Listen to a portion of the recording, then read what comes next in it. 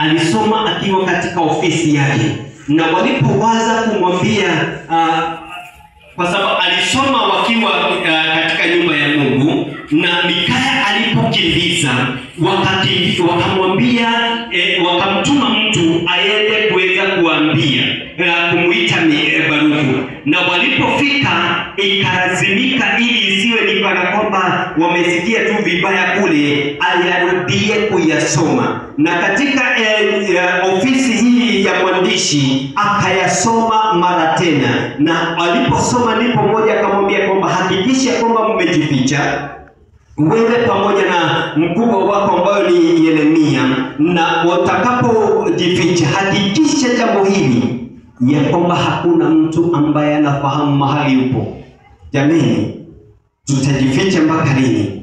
Mstari wa 20 unasema wakaenda kwa mfalme uwandani, lakini walikuwa wameliweka lile gombo katika chumba cha Elishami mwandishi wakanena maneno hayo yote masikioni mwa mfalme. Basi mfalme akamtuma Yehudi aende akalilete lile gombo, naye akalitoa katika chumba cha Elishama mwandishi. Yehudi akalisoma masikioni mwa mfalme na masikioni mwa wakuu waliosimama mbele ya mfalme. Mstari wa 22, basi mfalme alikuwa ameketi katika nyumba iliyokuwa iliyotumika wakati wa baridi, mwezi wa kenda, na pale palikuwa na moto wa makaa mbele yake.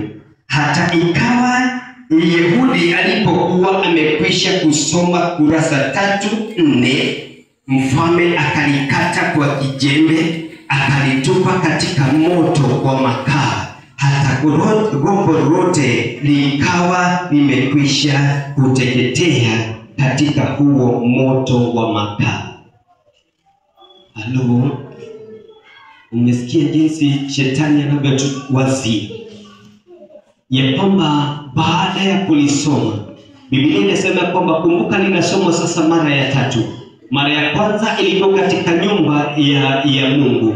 Mara ya pili imesomwa katika secretary to the cabinet. Mara ya 3 sasa inasomwa kwa mfalme. Na kumbuka ilikuwa ni mwezi wa 9 kama huu. Lakini huo mwezi wa 9 wakati huo ulikuwa ni mwezi ule ambao wanasema ni winter ama ni wa baridi. Na hivyo basi kwa sababu ulikuwa ni mwezi wa baridi, Biblia inasema ya kwamba Yehudi aliposoma kurasa ya kwanza, ya pili na ya 3, alipokuwa akienda kurasa la 4, hasira na huzuni na hofu ikamwangukia mfalme. Akasema, kama nimesikia kurasa ya kwanza, ya pili, ya 3 na ya 4, je, nikisikia kurasa zote? Hivyo kile alichokifanya, alikuwa upanga akakata kile kitabu, na alipokikata kilianguka katika ile jiko aliyokuwa akiota moto kwa sababu ya baridi. Na mwandishi wa kitabu hiki anasema ya kwamba na kwa sababu ule moto kwa sababu ya baridi ulikuwa umewashwa, kitabu kizima kikateketea. Halo, ikawa sasa wale watu wa Mungu hawatafikiwa na lile kusudi la Mungu. Bwana sifiwe. Ni kwa sababu gani? Wamemwambia Yakobo ya kwamba aende ajifiche na ahakikishe jambo hili, ya kwamba hakuna hata mmoja atakayefahamu, yeye pamoja na mkubwa wake ambaye ni Yeremia, mahali walipo. Bwana sifiwe.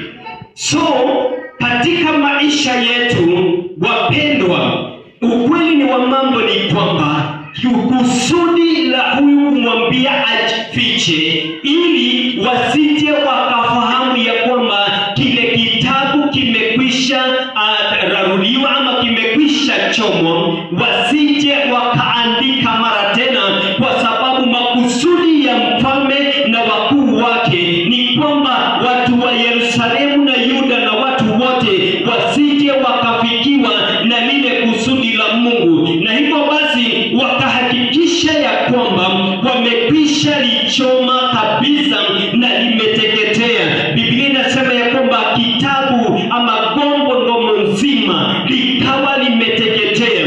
Wakahakikisha ya kwamba hakuna matumaini tena ya watu kusikia, kwa sababu kama watatoa kwa kinywa, kuna uwezekano hayataweza kuaminika, hawataweza kufahamika. Mimi wetu watu wengi wangeweza kudoubt, kwa sababu hakuna kile kitu ambacho kitaweza kusomwa. Hello.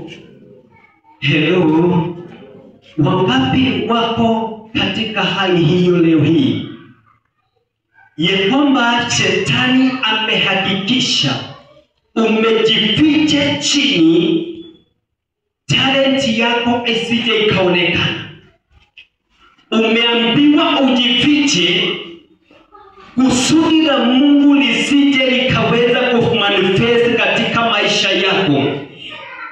Umeambiwa ujifiche ili ile talanta ama talent ambayo Mungu amekupatia isije ikaonekana. Wa ndugu zangu na dada zangu, Mungu ametupa neema. Wakati tulipookoka tumepewa neema ya kufanyika nuru, na wakati ambapo tumefanyika nuru, hivyo basi mwandishi wa Biblia inasema ya kwamba si vema nuru ama taa iwashwe kisha baadaye iweze kuwekwa chini ili isije ikaangaze. Lakini shetani ambaye ni mshtaki wetu amehakikisha ya kwamba ile mtaji uliokuwa umekusudia uweze kuanzisha biashara, amehakikisha kwamba ameizima, ameificha, haitapatikana. Mawazo uliokuwa nayo katika ya kufanya ndoa, ya kufanya maisha mazuri, ya kunawiri na hatimaye kusoma zaidi, shetani amehakikisha kwamba ameyaficha,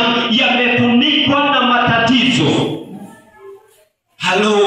Yamefunikwa na matatizo, yamefunikwa na ukosefu wa fedha, yamefunikwa na matatizo ya kinyumbani, yamefunikwa na mambo ya kiukoo, yamefunikwa na uchumi wa nchi hii, yamefunikwa na mambo mengi. Lakini atukuzwe Mungu, ni kwa sababu liwalo na liwe lilikuwa limetoka kwa Bwana. Wafiche wasifiche, ni Mungu alikuwa amenena. Nataka kusema nini ndugu zangu na dada zangu? Kama ile kazi iliyochomwa na mfalme Ibilisi, kama ilianguka na ikachomeka, kama ile ndoa uliyokuwa nayo ilisambaratisha, kama yale masomo ulikuwa nayo yamechomwa na mfalme Ibilisi, yamekwisha chomeka, usikonde roho. Kama ni Bwana aliyokuwa ameianzisha, ni kwa sababu hata kama wameichoma, hata kama wameichoma, hata kama imefichwa isionekane, ni kweli, ukweli wa mambo ni huu, ya kwamba ni karatasi tu walioichoma, ni karatasi tu walioichoma. Wamekuhakikisha kwamba wamekuficha, na wamekwambia usionekane hapa tena, usiwahi imba tena, usiwahi fanya tena, usiwahi fanya tena. Lakini atukuzwe Mungu, ni kwa sababu si wewe mwenyewe uliyejiweka ndani. Si wewe mwenyewe uliyeweka mawazo hayo ndani, ni Mungu mwenyewe. Na kwa sababu hawakuchoma Mungu, ni kwa sababu hawakuchoma aishie milele, hawakuchoma aishie milele, ambaye hata kama wamekuficha, hata kama wamekuficha usionekane, wameweka ilani hapa, Baba Naima asiwahi onekana hapa tena. Ni kweli hautaonekana mbele zao tena, lakini mbele za Mungu utaonekana. Ni kwa sababu sio wao waliokuwa sio wao wamekuficha tu, lakini sio wao walioweka wazo la biashara ndani yako, sio wao waliweka masomo na hekima ya elimu ndani mwako. Ni Mungu ambaye aishie milele, na kwa sababu hawajamchoma, na kwa sababu hawajamchoma, mstari wa 32, tumalizie hapo kwa sababu ya muda. Chapter verse 32, 36, 32, maandiko inasema hivi: ndipo Yeremia akatoa gombo lingine. Tuanze mstari wa 30. Basi Bwana asema hivi: katika habari ya Yoakimu mfalme wa Yuda, yatakuwa na hatakuwa na mtu wa kukaa katika kiti chake cha enzi cha Daudi, na mzoga wake utatupwa nje, wakati wa mchana upigwe na hali, na wakati wa usiku upigwe na baridi. Nami nitamwadhibu yeye na wazao wake na watumishi wake kwa sababu ya uovu wao, nami nitaleta juu yao na juu ya wenyeji wa Yerusalemu na juu ya watu wa Yuda mabaya yote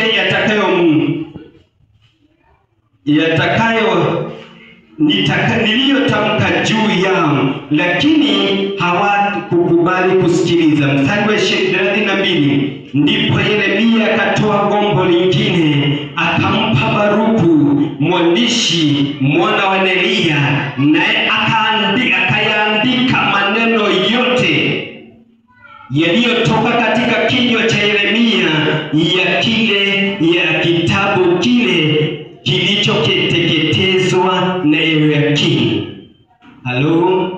mfalme wa Yuda katika moto. Mstari wa 30 unanifurahisha tena, maneno mengi zaidi kama yale yakatiwa ndani yake. Bwana asifiwe. Nataka kusema nini ndugu zangu na dada zangu? Hata kama wamekuficha, aliyekupatia jambo hili yeye ni mwaminifu.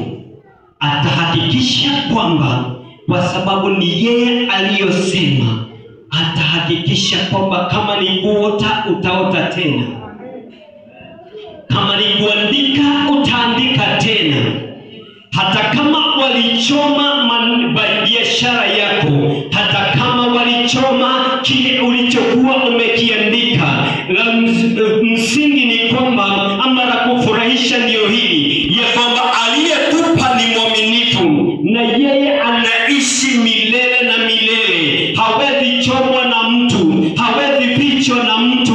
Yuko pale kuhakikisha ya kwamba alichokinena lazima kitimie. Hivyo Biblia inasema ya kwamba Yeremia akaambiwa na Mungu, toa kitabu kingine.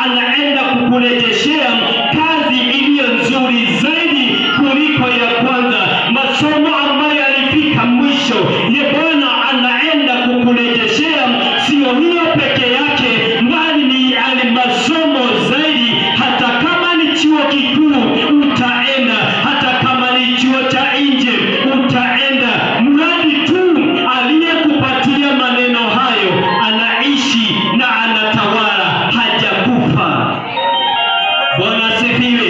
Yeye Mungu wetu hajakufa. Ni kweli maneno yetu yanaweza kufa machoni pa watu. Maneno yako yatakufa machoni pa watu. Watayachoma yote na wahakikisha ya kwamba yameteketea, yamekuwa majivu. Lakini atukuzwe Mungu aliyekupa maneno hayo. Atukuzwe Mungu aliyekupa mtaji huo. Hata kama ulienda kufanya biashara kidogo, Mikaya akalipoti kwake mkubwa wake, hivyo akaishika, akairarua, akaiteketeza. Usife moyo, ni kwa sababu aliyekupatia, halo, sema aliyenipatia, aliyenipatia ni mwaminifu, anaenda kunipatia, na nitaandika ya kwanza, na hiyo ya kwanza itakuwa na maneno zaidi kuliko hiyo ilikuwa ya kwanza.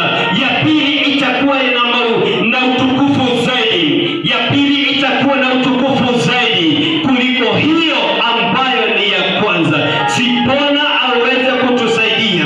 Lakini jambo hili ya kwamba kama unahitaji kupatiwa nafasi ya pili na Mungu, kuwa in the line ya Mungu na kuwa makini kusikia sauti ya Mungu. Kwa sababu shetani anaweza hakikisha amekuficha milele kwa sababu yako wewe kujichanganya. Utakapokuwa in the line na makusudi ya Mungu, hata waichome, hata waikanyage, hata wahakikishe kwamba hauna nyumba. Ya kufurahisha ndilo hili ya kwamba Bwana aliyekupatia na umekaa katika laini ya Mungu, nafasi ya pili Bwana anaenda kukupatia. Na hebu Mungu akupatie neema ya kuandika kitabu cha pili kilicho na utukufu kuliko cha kwanza. Bwana wa uzima awabariki.